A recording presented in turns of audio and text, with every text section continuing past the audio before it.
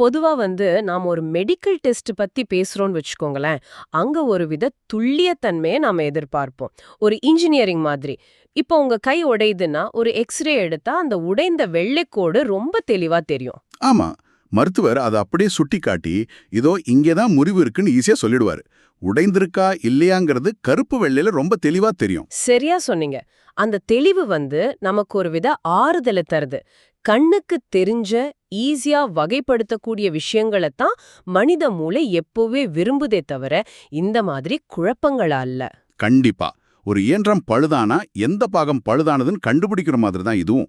ரொம்ப ஸ்ட்ரெயிட் ஃபார்வர்டான ஒரு விஷயம். ஆனா, நீங்க உயிரியல் மற்றும் உயிரினங்களோட செயல்பாட்டு உலகத்துக்குள்ள நுழையும் போது, அந்த எக்ஸ்ரே இயந்திரம் மனநிலை திடீர்னு வேலை செய்யாம போயிடுது. முற்றிலும் உண்மை.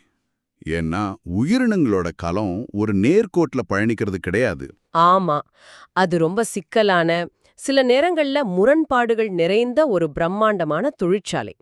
இதத்தான் இன்னைக்கு நாம நம்ம ஆழமான அலசல்ல விரிவா பேசப் போறோம். அதாவது கண்ணுக்கு தெரியாத நுண்ணிய கலங்கள்ல ஆரம்பிச்சு உலக இயக்கும் மாபெரும் சூழலியல் தொகுதிகள் வரைக்கும் உயிரினங்கள் எப்படி இயங்குதுங்கிறத நம்ம அலச போறோம். சரி, இத நாம இப்போ ஒன்னொன்னா பிரிச்சு பாப்போம். முதல்ல அந்த நுண்ணிய உலகத்துக்குள்ள போலாம். களங்கள், அதாவது செல்ஸ் பத்தி நாம எல்லாரும் ஸ்கூல்ல படிச்சிருப்போம். இல்லாம நானோமீட்டர் அளவுல நடக்கிற விஷயங்கள் இவ. அதாவது 1 மீட்டரை 100 கோடியா பிரிச்சா வர்ற அளவு. அது கேட்கறதுக்கே மலைப்பா இருக்குல்ல. அந்த அளவீட்டை கற்பனை செஞ்சு பார்க்கறதே ரொம்ப கஷ்டம்தான். கண்டிப்பா.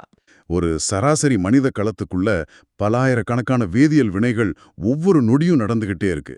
இந்த சின்ன சிறிய இடைவெளிக்குள்ள ஒரு பெரிய நகரத்தோட போக்குவரத்து நெரிசலை காட்டிலும் அதிகமான மூலக்கூறுகள் ஒன்னோடு ஒன்னு மோதிக்கிட்டு இருக்கு. ஓ, அந்த மூலக்கூறுகள்ல ஒண்ணுதான் ரைபோசோம்கள்னு ஆவணங்கள் சொல்லுது.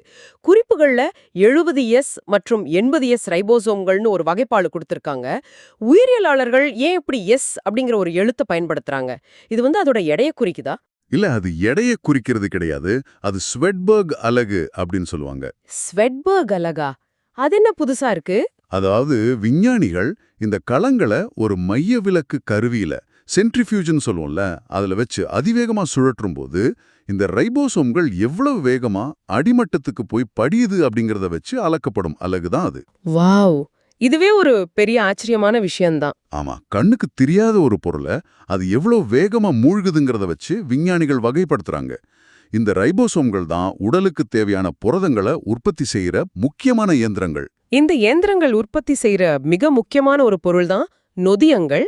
இந்த நொதியங்களை நமது உயிரியல் தொழிற்சாலையோட ஒரு சிறப்பு பணியாளர்கள்னு கூட சொல்லலாம். ரொம்ப சரியான ஒரு ஒப்பீடு. நமது உடலுக்குள்ள நடக்கும் வேதியியல் வினைகளை துரிதப்படுத்துறது இவங்க தான்.